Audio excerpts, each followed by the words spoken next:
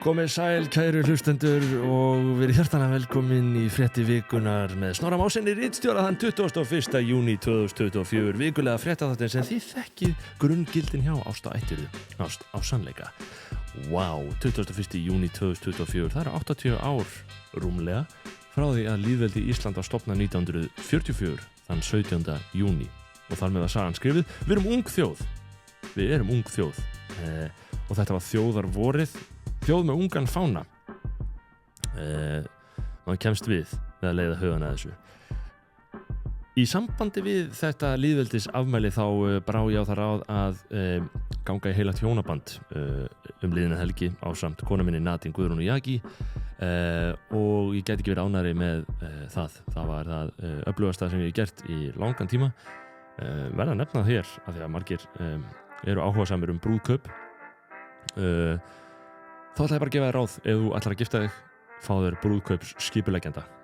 Stick free voru þær konur sem gerði þetta fyrir mig og þetta er ekki einu svona beint auglýsing, þetta er bara því að ég er að segja frá hjartanu að ég hefði ekki notið mín í brúðkaupinu mínu ef ég hefði held ég ekki haft brúðkaups skipuleggjendur. Það er rosalega að mörgu huga og ætlar að halda almennilega veislu og stick free.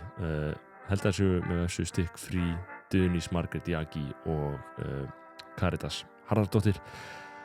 Ástin á sér stað, við erum að virða stofnari samfélagsins, við erum að halda í heiðri heilagt hjónaband sem hefur verið gert frá örófalda og við gerum það og ég er virkilega ánægður að vera komin í þetta. 80 ára afmæli lýðveldisins, við erum með bók frá ríkisvaldinu, Fjallkonuna, umfjöllun þjóðina og ég var búinn að vera að blaða í þessari bók og þetta eru þjóðartákninu okkar. Við erum að fagna þessu undarlega ævintýri og undarlega verkefni sem stofnun íslenska lýðveldisins er og var og að vera að halda úti sjálfstæðu þjóðríki á umbrotatímum. Það er ekkert sjálfgefið. Ég mæli hjartanlega með að þið skellið ykkur á líka skoðanabræður og hlustið á nýjasta þáttinn okkar. Við erum að tala um þetta nákvæmlega sama, við erum að tala um hver framtíð okkar Íslendinga er og við förum djúpt í söguna og djúpt í framtíðina. Það er mjög góður þáttur, ég mæli með þeim þætti á skoðanabræðurum. Þau getur bara, ég ætla að hafa hann opinn þannig að þau getur hlusta á hann, jafnvel þótt þið séu ekki áskrift en annars þurfum við náttúrulega að fá okkur áskrift á skoðanabræðurum. Þannig að af þeim sökum að menn voru með hugan við brúðkaupshöld og annað í vikunni þá ætlum við að gæða okkur í þessari viku á eilítið eldra efni, færa það í nýjan búning fyrir ykkur.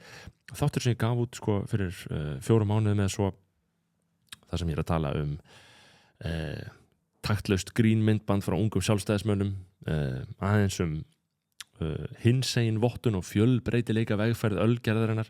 Við erum að tala um leikskólamál í Reykjavík, við erum að tala um árangur Kanye West, þrátt fyrir allar aflýsingar, atlögurnar og þetta er mjög góð þáttur og þess vegna erum við að fara aftur í hann stenst allar tímans tennur eins og við höfum sagt aðra þætti. Margt af þessu er bara hægt að hlusta á alveg jafnvel þótt að þetta sé eitthvað svona taki mið af einhverju sem gerðist nýlega, þá er þetta auðvitað tímalaust efni, við ætlum að vinda okkur í það en fyrst væri kannski verðt að nefna hérna stuttlega og lauslega og vinalega að frétti vikunar er í samstarfi við öflug íslensk fyrirtæki. Eitt er Reykjavík Photo. Ég fæ græðuna mér að Reykjavík Photo. Ég get búið til hágæða efni hvar sem ég er, hvenær sem ég vil með græjum úr Reykjavík Photo. Þar er framtíðin. Þeir eru með, ég held ekki að segja bestu verðin, ég held ég megi ekki segja bestu verðin, en Reykjavík Photo er raunverulega mögnuð verslun. Þannig að ef þú hefur ekki farið þangað í heimsókn eða skoðað vefsíðuna þeirra, gerðu það. Þau vantar myndavél, hljóð, ljós, mynd, allt mögulegt, Reykjavík Photo. Þorgrímsson er byggingarvöruverslun sem á meira en 70-80 ára sögu og ég hugsa að ef fólk er að gera eitthvað við nýtt rými, mögulega vinnustað, jafnvel þótt að það sé vinnustaður eða heimili eða hvað sem það er að bæta hljóðvist einhvers staðar, þá er Þorgrímsson svarið og það mun leysa máli fyrir þig. Panelar, alls konar svona geðvitt, fallegt byggingarefni, einfalt, ódýrt, aðgengilegt og þeir redda öllu saman hvað þart. Þorgrímsson farið þangað og finna út úr því sem þau þurfa að gera. Við ætlum að fara í efnið og rifja þessu upp mikilvæg mál. Fyrir annað, kjaraviðræður sem eru auðvitað hagsmunamál fyrir næstum alla áhorfendur þessa þáttar. Hvort sem þeir eru atvinnurekendur, ég sé ykkur, ég finn til með ykkur, ég heyri, ég er líka atvinnurekandi, eða launþegar. Þið hafið hagsmunamálinu. Kjaraviðræður eru í fullum gangi núna og þær líta ekki eins vel út núna og þær gerðu þetta fyrir nokkrum vikum. Síðustu tíðindi sem við fengið eru að viðræðurnar hafi strandað á deilu svonefnt forsendu ákvæði í samningunum. Forsendu ákvæði, það eru ákvæði í svona samningum sem segja að já, ef til dæmis verðbólga fer ekki niður x mörg prósent og vextir lækka ekki x mörg prósent á ákveðnu tímabili, þá séu forsendur samningsins brostnar og hann fallinn úr gildi. Menn komust ekki að samkomulagi svona forsendu ákvæði í samningum, það er mikil óvissa í efnahagslífinu og það síðasta sem ég vissi var að menn voru farnir að hóta verkföllum eftir að uppúr slitnaði. Við vonum auðvitað að þetta leysist, en við vonum líka og við ákveðum að taka allir umræðu hér í þessum þætti að gleymdir hópar fái sín kjör leiðrétt. Eins og til dæmis hópur sem Þórður Gunnarsson hagfræðingur vakti athygli á X á dögunum, þar sem hann birti gamla mynd af sér, þar sem hann barðist fyrir rétti millistjórnenda. Bætt kjör handa millistjórnendum. Þetta verður málstöðulóksins. Millistjórnendur. Lásum við það í vikunni að Festi, félagi sem á N1, Krónuna og Elko. Festi sannarlega að svara þessu kalli. Þar verið að koma á kaupréttarkerfi fyrir alla fasta starfsmenn samstæðunar.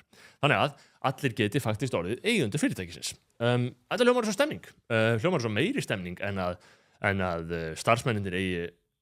Hljómar svo meiri stemning að starfsmennir eigi fyrirtækið í stað bara lífeyrissjóða eða tryggingafélag út í bæ, sem raunin stóran hluta íslensks atvinnulífs.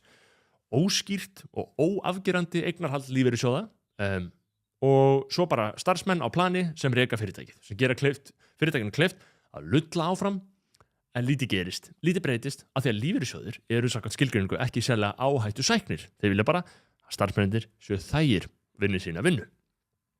En lífeyrissjóðirnir gæta þó sinna hagsmuna og hafa í gegnum tíðina og í gegnum árin og síðustu árum hefur það verið svolítið í fréttum að þeir hafa lagst gegn svona kaupréttarkerfum. Ég segi ekki kaupréttarkerfum alveg almennt, en almennt svona, það hafa verið svona tilvika sem að þeir leggjast gegn kaupréttarkerfum innan fyrirtækja sem einmitt gera starfsmönnum kleift að eignast hlut í fyrirtækinu sem þeir vinna hjá. Þeir segjast auðvitað almennt ekki vera á móti þessum kaupréttum en eru það mjög oft og vísa þá til alls konar svona óljósra hugsjóna að hvernig fyrirkomulag kaupréttarkerfa á að vera í fyrirmyndaríkinu. Íslenskt atvinnulíf og raunar atvinnulíf allstaðar á Vesturlöndum hefur þróast mjög á undanförnum áratugum. Frá því að vera í eigu, að fyrirtækin séu í eigu svona stóra, stundura, borgaralegra atvinnurekanda með nafnið á hurðinu og allt sitt undir í rekstrinum, sem allir vissu hverjir voru, yfir í það að vera í dreifðu, óljósu, ópersónulegu eignarhaldi stofnana og sjóða og rekið áfram af millistjórnendum, stjórnendum, faglegri stjórnendastétt sem á almennt ekki neitt í raun og veru en sérhæfð í stjórnun og rekstri fyrirtækja. Og þetta ekki bara þróun sem við orðað á síðustu áratugum heldur kannski mun frekar á síðustu öld. Árið 1941 skrifaði heimspekingurinn bandaríski og stjórnmálafræðingurinn James Burnham bókina The Managerial Revolution. Þar spáir Burnham því að hægt og rólega myndu kapitalísk samfélög þróast frá því að vera kapitalista veldi þar sem að kapitalistanir, fyrirtækja eigendurnir, hefðu völdin og tækju áhættunar. Yfir í að verða millistjórnendaveldi eða stjórnendaveldi, þar sem að stjórnendur fyrirtækina réðu ríkjum og hefðu gífurleg völd en tækju ekki það mikið áhættum. Það spádómur Burnham að breytt eignarhald og breytt starfsmannahald myndi breyta samfélögum og strúktúr þeirra og fyrirtækjunum. Fagmenntaði stjórnendur ráða öllu í samfélaginu án þess að beint eiga neitt. Og ég hugsa líka til Alþingis, minnst Alþingi líka fullt af svona fólki, svona fagmenntum, stjórnendum, einhvern veginn, hlutlausu, boðlegu fólki, svona hæfilega frambærilegu en ekkert sérstöku. Þannig að þetta áhugaverð kenning, að breytt eignarhald fyrirtækja hafi breytt samfélag okkar. Og já, maður getur tekið ýmsar áttir, maður fyrir þess að því af hverju, og maður klósar stundum í kollinum yfir því, af hverju skráð félög í þessu dreifða, óljósa eignarhaldi eru svona pólitískt rétthugsandi og fyrirsjáanleg tala í takt við önnur ráðandi öfl og einfaldlega svona ganga alveg í takt í einhvers konar ríkjandi hugmyndafræði. Af hverju eyða til dæmis allir geðveitt miklum pening í að skrifa yfirborðslegar samfélagsskýrslur sjálfbærni og samfélagsmál, skráð félög eitthvað sem kemur starfsemi þeir ekki við. Virðist bara gert til þess að þóknast vinstri grænum af hverju, vísbendingum það að vinstri grænir eru með forsætisráðuneytið og þetta gengur sífellt lengra. Ölgerðin til dæmis orðin fyrsti hinsegin væni vinnustaðurinn í nýju vottunarkerfi samtakan 78. Var Ölgerðin þá ekki hinsegin væn vinnustaður áður en þeir borguðu fyrir vottunina? Eru skráð félög þar með orðin hinsegin vænir homahattarar þar til annað kemur í ljós, þar til vottunarferli lokið með tilheyrandi kostnaði. Maður spyr sig auðvitað hvað hinsegin aktivismi kemur gosdrykkjum og áfengissölu við, en ég held að þessi spurningum mátt orða. Ef viljinni fyrir hendi þá hægt að tengja allt saman í fréttatilkynningum, öll orð. Við erum með frétt frá RÚV í ágúst 2023, þar sem einmitt forstjóri Ölgerðarinnar var, Andri Þór Guðmundsson, og það stendur orðrétt. Kauphallarbjöllunni var hringt í nafni fjölbreytileikans í morgun á regnboganum við Skólavörðustíg í tilefni af því að hinsegin dagar hefjast í dag. Kauphallarbjöllunni hringt í nafni fjölbreytileikans. Bara þetta að fá setningafræðing til þess að velta þessar setningu fyrir sér. Kauphallarbjöllunni hringt í nafni fjölbreytileikans. Þetta er setning sem var búin til í haustum á okkur og svo skrifuð í frétt á RÚV. Og ég myndi segja að ef þú getur hringt kauphallarbjöllunni í nafni fjölbreytileikans, þá getur gert eiginlega allt í nafni fjölbreytileikans. Selt orkudrykki með sætuefnum í nafni fjölbreytileikans. Hagnast af áfengissölu í nafni fjölbreytileikans. Leitast við að hámarka arðsemi hluthafa í nafni fjölbreytileikans. Sko það hefur verið fjallað aðeins þessa fjölbreytileika vegferð Ölgerðarinnar í fjölmiðlum og þeir hafa gert ýmislegt á þessari vegferð. Og gert annað en að kaupa hinsegin vottun hjá samtökunum 78. Þeir hafa til dæmis breytt slagorðið sínu það sést hverjir drekka kristall í það sést hver drekka kristall. Allt í takt við málfarslegar áherslur Vinstri grænna. Þetta er kynjamálið. Að nota hvorugkyn, það að segja hver drekka kristall, það sem að Íslendingum er samkvæmt málkunnáttu allra tamt að nota almennt hlutlaust karlkyn. Hverjir? Áttum okkur á því, virkilega hér, að á löngu æviskeiði slagorðsins það sést hverjir drekka kristall, þá lagði aldrei neitt, ekki einn einasti íslenski móðumálshafi þann skilning í slagorðið að þar væri aðeins verið að vísa til þess að það sæist hvaða karlar drykkju kristall. Það væri líka auðvitað fáránleg markasetning. Það var enginn sem skildi það þannig, en það sem hins vegar gerðist var að fyrir nokkrum árum tók valdamikill hópur ákvörðun.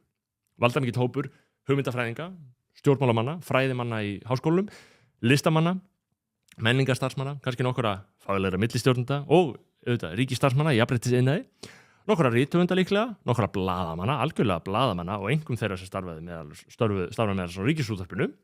Fyrir nokkrum árum þó tók ekki beint samstilltur hópur en samt svona einhvers konar hópur ákvörðun, meðvitaða ákvörðun að þetta sögulega hlutlausa indóevrópska karlkyn sem lifir í íslenskunni og enginn hefur nokkru sinni gert athugasemd við fyrir nú, þá var tekin ákvörðun að þetta eigi bara við karla. Og því þurfi vegna þess að kollvarpa málfræði tungumálsins og breyta því í hvorugkyn sem engum er tamt. Og spurningin í þessu er auðvitað hvernig komast fyrirtæki að þeirri niðurstöðu að það sé æskilegt fyrir þau að tala tungumál sem engum er tamt og fyrir taugarnar á flestu eðlu fólki. Að þeir raunverulega sko, þetta hlutlausa karlkyn, þú veist, 3 lentu í árástri, eða 3 voru fluttir á sjúkrahús. Það hugsar enginn þegar hann heyrir þetta 3 gaurar, eða 3 kallar. Það hugsar bara 3, þetta er hlutlaust, þetta er kynhlutlaust, hins vegar. Og eins og við núna gert í fréttum til þess ríkisútvarpsins, og tala 3 voru flutt. En, samkvæmt skilningi okkar, þá þýðir 3 að sannanlega hafi verið bæði kallar og konur í þessum hópi. Þetta sé blandaður hópur. Það eru 3. 3, það gefur ekki til kynna kynið og þess vegna er það raunverulega hlutlaust. Þannig að við spyrjum, af hverju myndi fyrirtæki breyta máli sínu yfir í að vera eitthvað sem fólk kann, sem stingur í stúf hjá fólki. Og svarið verður að vera það er ekkert annað en ekki niðurstaða sem að kemst að, er bara svo að þetta sendir skýr skilaboð. Með þessu þá merkir þig. Þú segir, ég tala kynjamál, ég er hluti af góða liðinu, ég er í liði forsætisráðherrans. Ríkismiðillinn gefur tónin með því að annars vegar nota kynjamál, eitt fjölmiðla, í raun og veru mjög fáir sem skrifa svona, nema RÚV, og hins vegar með beinum fyrirmælum, eins og svona fréttum. Kynhlutlaust mál er viðskiptalega skynsamlegt. Viðskiptalega skynsamlegt, ef þú vilt fjárfestingu á lífeyrissjóðunum, til dæmis. Stendur ekki í fréttinni, en skilum þetta. Skynsamlegt að vera í liði forsætisráðherrans. Ert þú í liði forsætisráðherrans? Þú ert að spyrja þig, ef þú ert atvinnurekandi eða jafnvel bara starfsmaður sem vill halda vinnu, hvar ert þú á sjálfbærni vegferðinni, ert þú með jafnlaunavottun, notar þú kynjamál í auglýsingum, ert þú að greiða skerf af þínum rekstrartekjum til samtakana 78, fyrir stórt fyrirtæki að kostar þessi hinsegin vottun ekki nema 4 milljónir króna, ertu tilbúin að borga? Þetta er hugmyndafræðilegur þrýstingur okkar tíma, hann ekkert grín, líklega hugsa flestir, einfaldast að borga bara, aðrir klóra sér í kollunum yfir þessu öll saman. Hvað er það? Leikskólamál, við ætlum að fara við leikskólamál. Ég sá frétt barn sem er að fara að komast fyrst á leikskóla núna, 30 ára. Þessi ljósmynd sem þið sjáið, sem Heiðrún Lind Marteinsdóttir, lögmaður og framkvæmdastjóri samtaka fyrirtæki í sjávarútvegi deildi á dögunum á Twitter árið 2022, birtist hjá mér á síðunni á dögunum og ég lækaði. Þetta er þessi mynd frá 2018, kosningar fyrir borgina 2018. Og þarna er börnum 12 til 18 mánaða lofa leikskólaplássi ef dagur kemst til valda. Og hér erum við árið 2024, 2 kosningum eftir að þessu var lofað og nokkrum árum og menn teljast heppnir ef þeir var að fá leikskólapláss í borginni við 18 mánaða aldurinn, margir við 2 mánaða bilið. Hvenær á þetta breytast? Hvernig verður þessu breytt? Menn tala að það sé varla neitt heimskulegra sem hægt að gera en að reyna sama hlutin tvisvar eftir sömu aðferð og búast við nýrri niðurstöðu, en það virðist vera það sem borgin hefur verið að gera. Þannig að við spyrjum, mun nýr borgarstjóri breyta því, Einar Þorsteinsson. Ég stýri pallborði með Einari og Þórdísi Kolbrún og Kristrún Frostdóttur á viðskiptaþingi í síðustu viku. Við skulum kíkja þess á umræðum leikskólamál, þar sem Einar leggur til að farna séu nýja leiðir í þessum málum.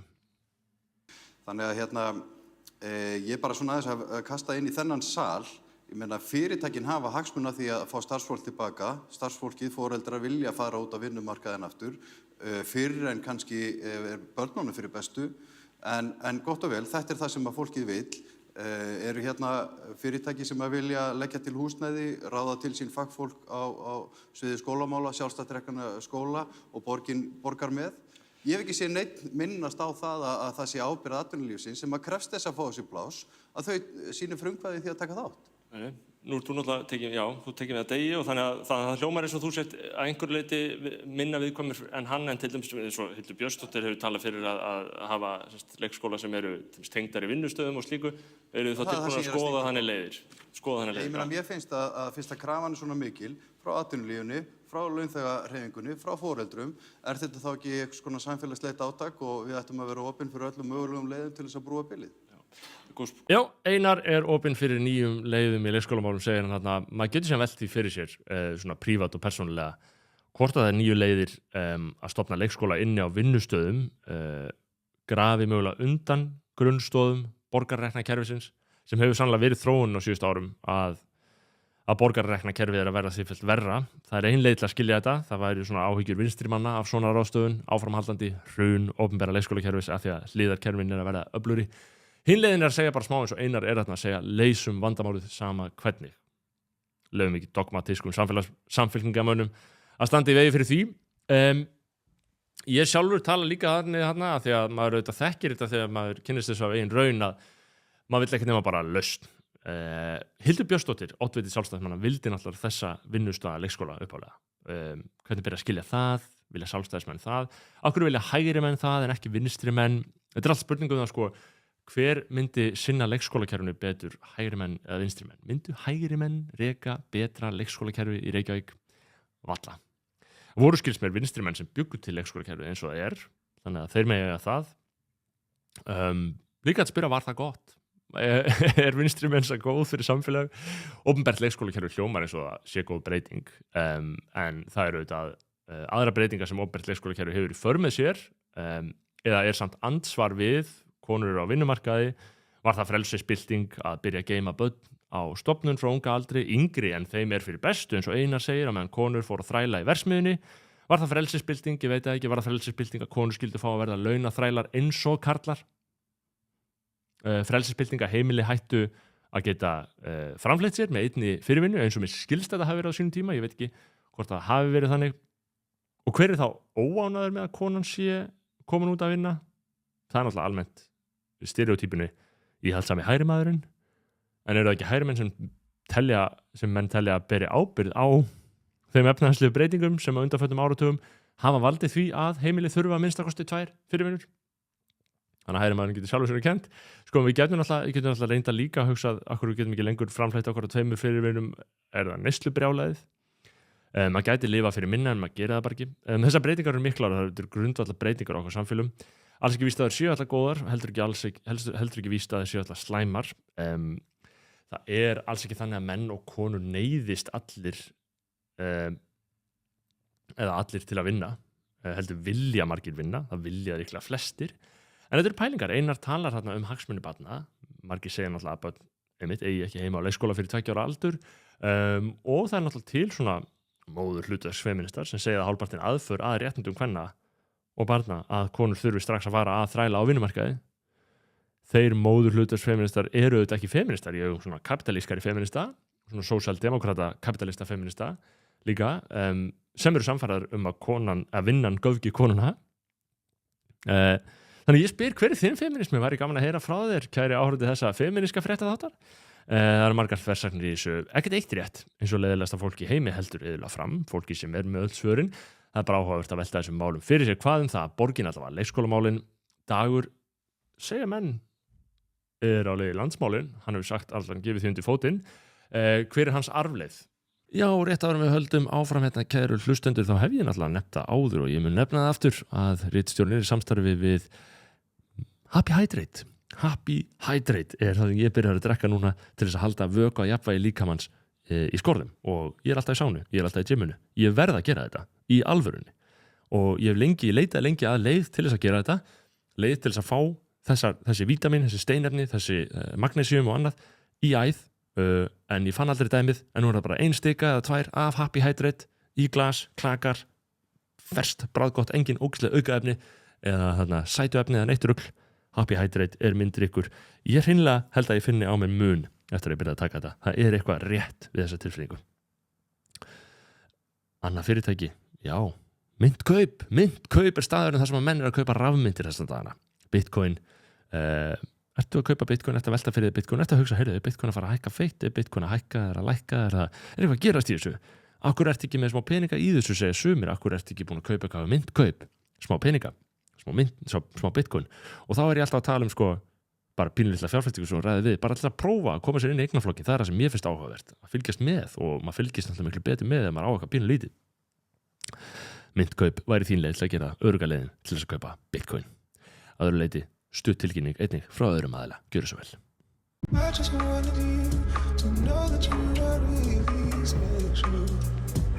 Lexus LBX, nýr og litríkur karakter. Bíll ársins hjá Whatcar 2024.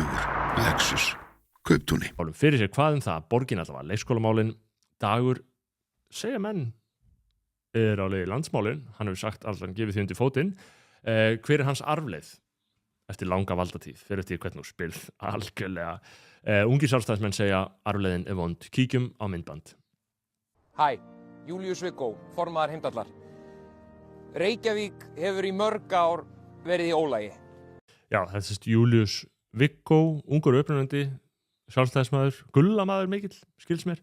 Fagurfræðin frábær, vaxjakki, jakkaföt, hefur fengið minnisblaðið að íhaldssemin sé nýja róttæknin. Sko við höfum fjallað það, áður en fyrir minni þetta myndband, við höfum fjallað það í þessum þætti áður að samkvæmt þeim náttúrulögmálum sem við höfum alist upp við geta ungir sjálfstæðismenn ekki við fyndnir. Það eru á þessu ákveðnar undantekningar sem sanna regluna, en svo eru líka bara atvik sem sanna regluna. Sérst ekki undantekningar á því að sjálfstæðismenn séu ekki fyndnir, heldur bara tilvik þar sem ungir sjálfstæðismenn eru ekki fyndnir. Þetta myndband er slíkt tilvik, fáum Júlíus Viggó aðeins áfram. Ungt fólk eins og ég og þú eigum litla von á því að geta keypt okkur heimili. Grunnþjónustan er í volli, hvort sem að við séum að tala leikskóla eða sorphirðu. Samgöngurnar, það virki ekki og borgarlínan sem á nú að bjarga miklu, hún hefur verið á leiðin í 1.000.000 ár og virðist hvergi vera. Við höfum lengi reynt að vekja athygli á þessu, grípa inn í á meðan færi gafst. En því miður að þá er bara núna seina. Það er ekki lengur hægt að bjarga Reykjavík. Þetta er búið spil. Reykjavík er dáin, látin, öll, kapút. Vegna þessarar sorglegu stöðu að þá boðum við heimdellingar til útfarar Reykjavíkur hér í Já, Tjarnarbíó. myndbandið Reykjavík dáin, annað útspil frá ungum sjálfstæðismönnum, ekki það gott, voru síðast með eitthvað að Reykjavík ætti að sameinast Malmö, en þarna Reykjavík bara dáin, ekki hægt að bjarga henni og já, ófyndið, ömurlegt, öllum sama. Einnig manneskjur ekki sama. Ingu Auðbjörgu Strömland, formann lífskoðunarfélagsins Siðmenntar, félagi siðrænna húmanista á Íslandi. Inga Auðbjörg Strömland setur þetta ófinna grín ungu sjálfstæðismanna í allt annað samhengi og nokkuð óvænt samhengi í Facebook status. Inga skrifar myndbandið, ekkert annað en þetta. Þetta finnst mér alveg stórkostlega smekklaust, taktlaust, forréttinda fyrt. Fyrir botni Miðjarðarhafs raunverulega verið að drepa borgir. Það verið að sprengja í sundur alla innviði, húsnæði, sjúkrahús, vegi, skóla og allt sem við eigum í hrönnum. Það verið að murka, og eins og ég segi, tengingin það sem vekur mína athygli í þessu. Ég hjartalega sammálaði að það sem að gerast fyrir botni Miðjarðarhafs viðbjóður, heigulskapur að drepa konur og börn. Varnarlausar konur og börn, það einhver mesti heigulskapur sem maðurinn getur orðið upp í sað og bera fordæma það í alla staði. En tengingin, þetta ömulega myndband til sjálfstæðismönnum og bara beint í að já, þetta taktlaust út af þessu. Hún skrifar á hann: það að heimdellingar spili út þessu útspili, sem að öðrum tíma geti verið brosleg og sniðu leið til að vekja athygli á málstað sínum, þegar það þjóðamorð í gangi á Gaza, kjarnar algjörlega heimsmynd þessa hóps. Þau sjálf eru í forgrunni og þau horfa ekki einu sinni í kringu sig áður en þau ýta á rekk. Takið þetta út. Tendrið ljós fyrir fórnarlömb raunverulegra mannréttindabrota, ekki forréttinda fólks sem þarf að bíða viku eftir sorphirðu í snjóstormi. Beini sjónum ykkar að mannslífunum sem tapast fyrir augum okkar, eða ef ykkur hugnast það ekki pólitískt, þegið þið þá bara í smástund á meðan þessi staði Já, þetta sem skrifar Inga Strömland til ungra sjálfstæðismanna: takið þessa gagnrýni út og tendrið ljós fyrir fórnarlömb raunverulegra mannréttindabrota. Heyrið það? Fyrst hugsaði ég, hvernig í ósköpunum hægt að blanda þessum tveimur málum saman, sem eru svo augljóslega, gjörsamlega ótengt. Það eiginlega ekki hægt, nema ef þetta pirrar þig út af þinni pólitík. Og þá letti ég betur í stöðuppfærslu Ingu, þar sem að stendur: Reykjavík ein mesta velmögunar og forréttindaborg veraldar. Hún ekki fullkomin, en almennt búum við hér við nánast fullkomið öryggi, réttindi, innviði og grunnþjónustu. Og öll þessi atriði eru jafnvel ekkert síðri en í nágranna sveitafélögum. Þó að Reykjavíkurborg og hingað til Dagur B. Eggertsson hafi hingað til verið einhvers konar blóra böggull fyrir allt sem út að ber. Og þá fór ég að segja, einmitt.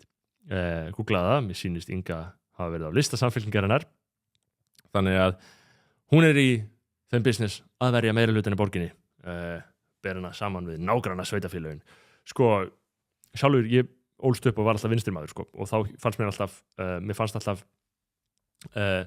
ömulegu pælingar hægrimanna vera bara svona eintóm flokkshollusta í stað þess að hugsa sjálfstætt og einhvern veginn greina samfélagið sjálfstætt. Og þær eru það hjá leiðilegum sjálfstæðismönnum, þær eru bara eintóm flokkshollusta, en með aldrinum ég að fara að sjá það að vinstri menn eru alveg jafn ömurlega flokkshollir.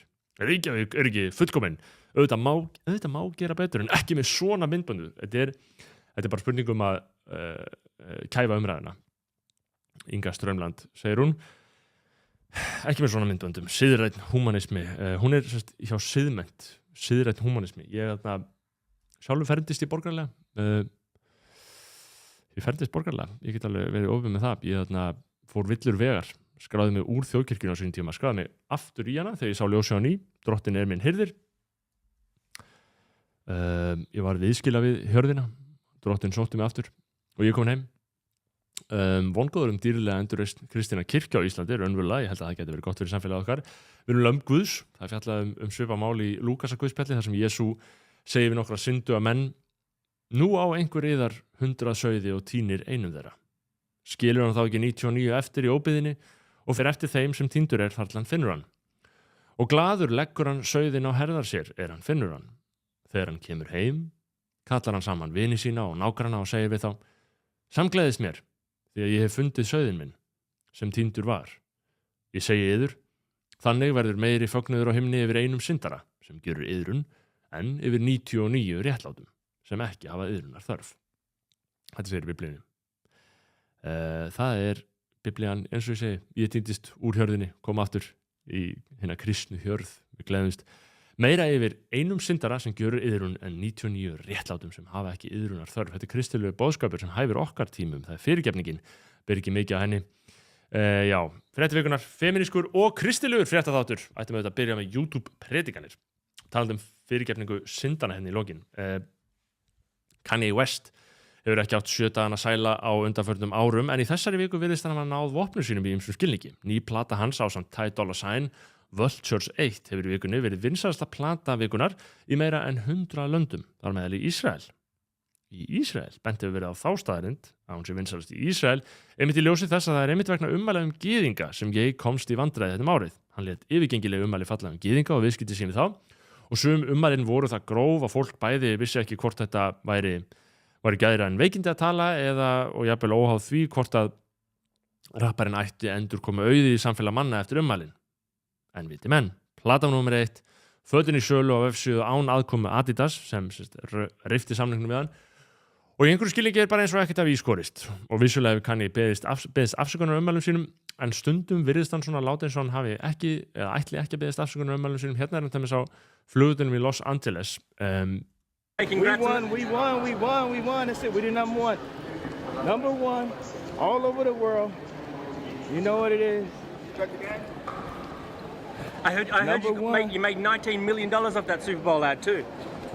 Well, the people have always wanted that, and I went to different companies and they would never let me bring it like that. It was always ways that they were blocking us from hitting the prices, so I had to leave from those companies. And I was two months, I'm gonna just be honest with y'all, I was 2 months from going bankrupt. Really? And I put everything I had into it. We moved to Italy, we moved to the factories, and we survived. We survived through the cancellation. We're back number one. Do you think the controversy helped you? It wasn't about the controversy, it was about the ability to say how you felt out loud. And if I didn't have the various skill sets of music and clothing and the fan base, they would have been able to destroy me. But because we had all those skill sets, somehow I'm here inside of this universe, able to fight. You know what I mean? What do you have to say to people who resent your success based on some things you've said they disagree with? That's the whole thing. They got the right to their opinion. I got the right to my opinion. You understand what I'm saying? We all have the rights to our opinions, but so many people will lose their jobs, lose their careers for taking the steps that we took. We went down for like a year and a half. True, then go ahead with all that. Do you take back any of the anti-Semitic stuff you might have said? Black people can't be anti-Semitic. We are Jew. You understand what I'm saying? We are Jew. So cool out. Já, þeir sjáu, ég veit ekki hvort að við tekið eftir textanum hann, það vélþýðing, þýðingadældir ritstjóran sem farin að notast við gerfugreind í textavinnunni. Ég benti á tæknin sem mögulega ennþá ekki alveg nægilega fullkominn til þess að nota þessa vinnu, en viðbröðin frá þýðingadeildin hafa verið dræm, þannig að þetta stendur og þessi texti stendur. Það góða að við bindum vona við að tækni þessi stígi að taki stórstegum framförum á næstu misserum. Í vissum skilningi þýðingar vélinn farin að taka mennskum þýðendum fram. Orðið niðurfelling var notað til að þýða cancellation, að fella Kanye niður, að reyna að cancellera hann. Niðurfelling lúmst gott á niðurfelling, að fella niður. Aflýsing líka, slaufun, ég held að það verði bara málið. Niðurfelling samt frábært að fella manni niður. Það tekst ekki að fella Kanye niður. Almenningur, hlustendur, neytendur, þeir láta ekki málflutning hans gyðinga og annað alls konar sem hann hefur sagt komið veg fyrir að þeir hlusti á nýjustu tónlist hans eða kaupi nýjustu fötin hans. Vafalítið eru flestir ósamálunum og líkar ekki þessu ummæli, en þeir halda samt áfram að neita afurðina.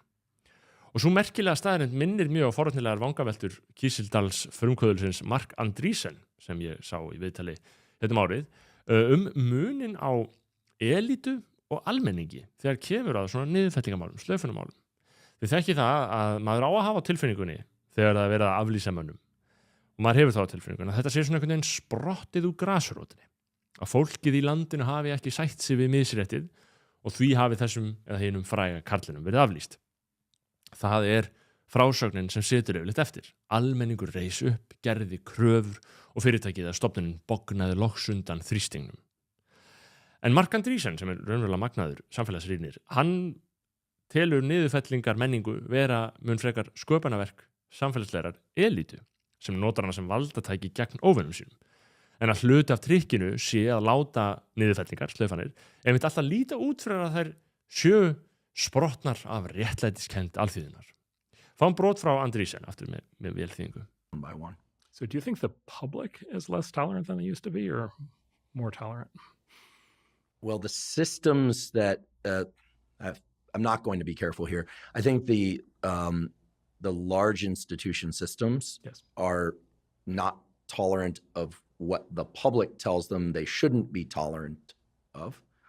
And so if there's enough noise in the mob, I think institutions bow out. And here I'm referring not just to they essentially say, okay, let the cancellation proceed, right. Or maybe they're the gavel that comes down, but they're not the lever that got the thing going. And so I'm not just thinking about universities, I'm also thinking about advertisers. I'm thinking about the big movie houses that cancel a film that a given actor might be in because they had something in their personal life that's still getting worked out. I'm thinking about people who are in a legal process that's not yet resolved, but the public has decided they're a bad person, et cetera. My question is, are we really talking about the public? I agree with your question, and I'm going to come back to it. But I'm going to examine one part of your question, which is this really the public we're talking about? And I would just say Exhibit A is who is the current front runner for the Republican nomination today. The public, at least on one side of the political aisle, seems very on board, right? Number two, look, there's a certain musician who, flew too close to the sun, blew himself to smithereens. He's still hitting all-time highs on music streams every month. The public seems fine. I think the public might, I would argue the public is actually more open to these things than it actually maybe ever has been.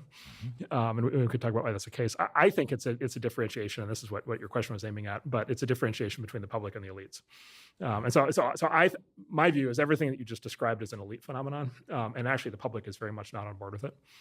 Interesting. And so what's actually happening is what's happened is the public and the elites have gapped out. Já, slaufunarmenningin. Getur verið að hún sé ekki frá almenningi komin. Heldur mögulega mun frekar einhvers konar elítu, fjölmiðla elítu, stjórnmála elítu, samfélagsmiðla, aktivista elítu, jafnvel viðskipta elítu, menningar elítu, að það sé þessi elíta sem vilji slaufa óæskilegu fólki til að tryggja eigin völd, styrkja eigin stöðu, en þetta sé ekki allt runnið undan rifjum rétthugsandi almennings með sterkan siðferðis áttavita sem misboðið, hvernig ákveðnir aðilar tala eða hegða sér. Það mjög áhugavert að leiða hugan að þessu. Hver á frumkvæðið að slaufunarmenningunni? Af því ef ég ætti að finna upplýsingar það hvað almenningi finnst stóru slaufunarmálum sem hafa verið á undanförnum árum, þá getum við skoða kommentakerfin í kommentakerfinum á Facebook og svona. Hvað er fólk að segja þar? Það brjálað yfir hegðun viðkomandi? Nei. Það yfirleitt brjálað yfir slaufuninni. Þannig að almenningi finnst það. Einhverjum öðrum finnst eitthvað annað. Þetta áhugavert, væga sagt.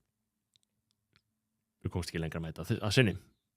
Kæru hlustendur, áhörundur, lesendur, áskrifundur ritstjórans, það auðvitað áskrifundur ritstjórans sem þykir hvað vænst að því öllu sögðu kæru hlustendur, takk fyrir samveruna í dag. Við sjáumst hér aftur í næstu viku, í millitíðinni, Guð blessi ykkur.